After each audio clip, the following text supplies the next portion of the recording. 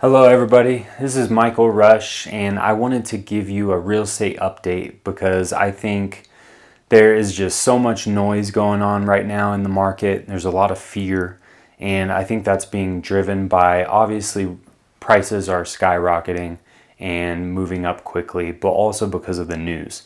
The news has a job to keep your viewership as long as possible, to get different advertisers to spend dollars with them.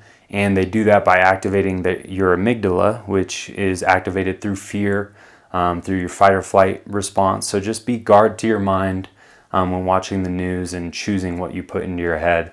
And really look to just credible sources like economists, the National Association of Realtors, Freddie Mac, different research groups like Black Knight Real Estate, the Federal Reserve, different sources like that when you're getting your numbers, when you're getting your information.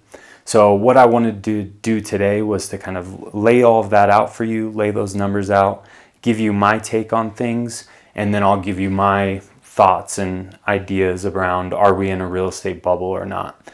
And to start off, I think it's important to really understand the supply and demand issues that we're facing right now and to compare those to 2007. So in 2007, we had 3.1 million homes for sale on the market, and we had 116 million households. Now today we have 1.1 million homes on the market and 128 million households. So we have 12 million more households and more buyers, and we have practically a third of the homes available. So there's obviously a large deficit. Now, if you look at a balanced market, the National Association of Realtors says that a 6-month supply of inventory and of listings creates more of a balanced market. And Freddie Mac's chief economist, Sam Claytor, had announced that we have a 3.8 million home deficit. So I'm going to write that number down so you remember it. 3.8 million. That's a lot. That's why we're seeing home prices go up. That's why we're seeing affordability issues. We're also seeing a mass migration of people from these really highly populated areas into more kind of inland areas like Colorado, like Arizona, different places like this.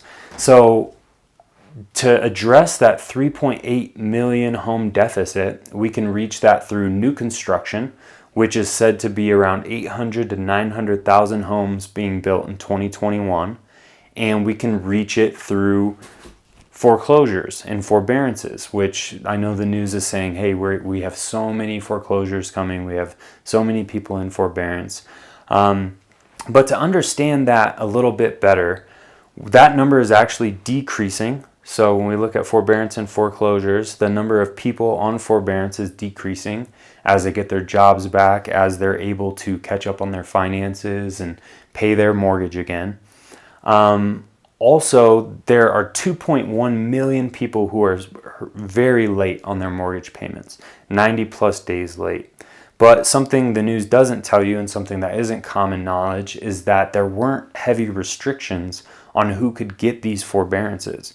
So some people just took them because they wanted to allocate their money elsewhere, and they knew that it was going to be a program to kind of help them, and it would be some sort of a no interest loan that was added onto their mortgage, and that would come due when they refinance or maybe when they sell. So that isn't being taken into account either, and that number is decreasing. So, but even if you look at the worst case scenario, if all of these people were foreclosed on, which I'll explain why they probably won't foreclose, and that's due to equity and cash in the market, and you combine that with the 900,000 new construction homes that are being built, that's 3 million homes in supply. That still doesn't add up to the 3.8 million deficit that we're in. So the market would welcome those homes. The market would welcome those listings. It would ease things. It would take the trajectory and it would kind of even that out and level that out and bring it back to normalcy. So now let's touch on equity and why we're in a different market as far as equity goes from 2007. Now, in 2007, we had 67% loan to value, which that means you have 33% equity in your home. And if you're upside down on your home or prices are decreasing, it's easier to get upside down when you're that highly leveraged on your home. Not to mention all the other things that were going on, loans that were being given to people that should not have had them in the first place, high interest balloon payment loans where the rates and the payments were increasing at that time. We don't have that now. We have very, very strict lending requirements. We have fixed rate loans that are incredible at 3%, which is also a great hedge against inflation still if you buy it right. But back to equity. So today, instead of 33% equity, people have, this is nationally, this is the average. In some markets, it's much different. And that's why I think if there is a bubble or there are crashes, it's going to be micro, very hyper-local market crashes. And I'll explain that a little bit more in a moment. But today we have 28% LTV.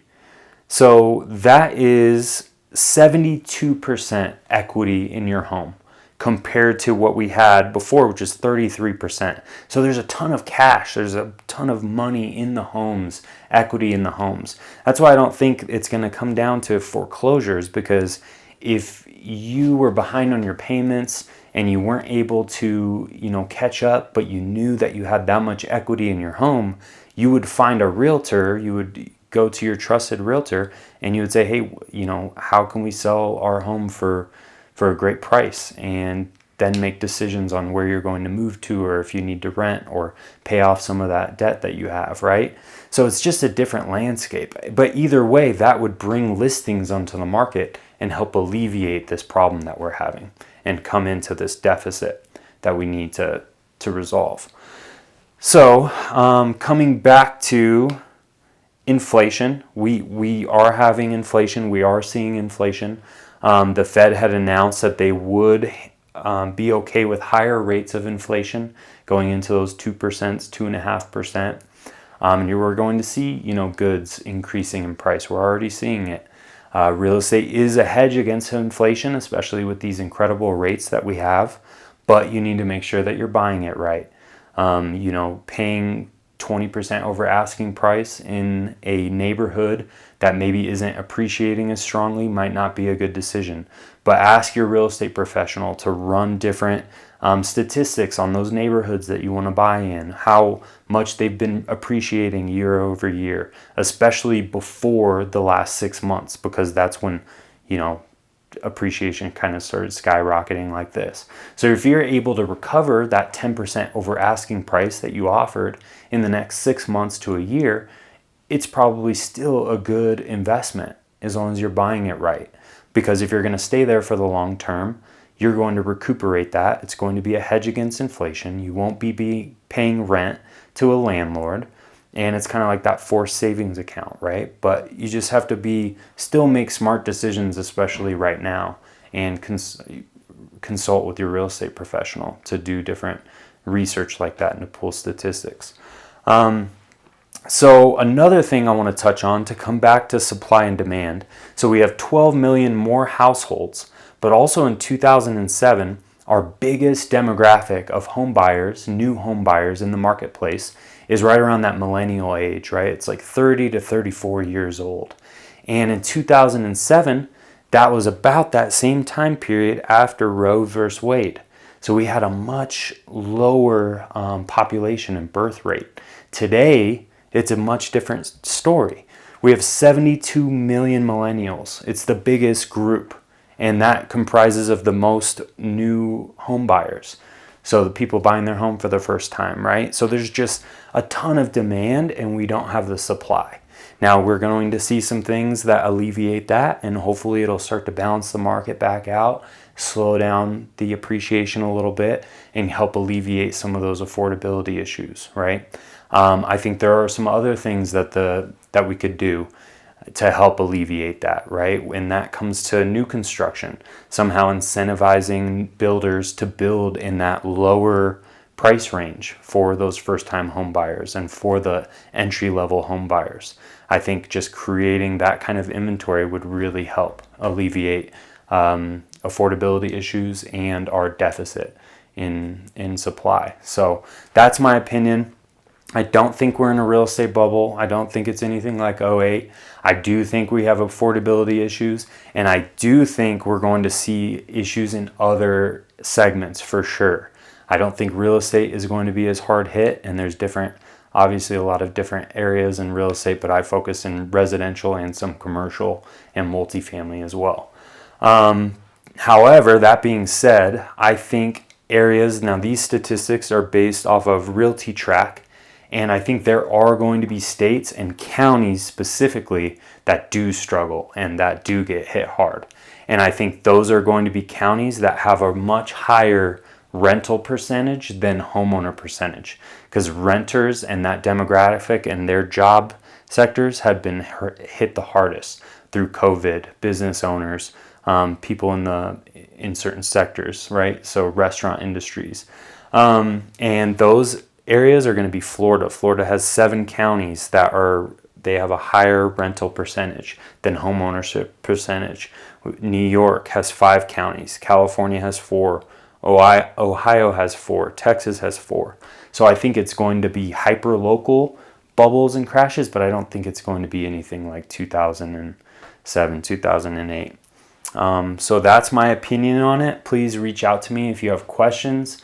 And I would be happy to help you and guide you through all of that and through your real estate needs, okay? So thanks so much. I'll talk to you soon.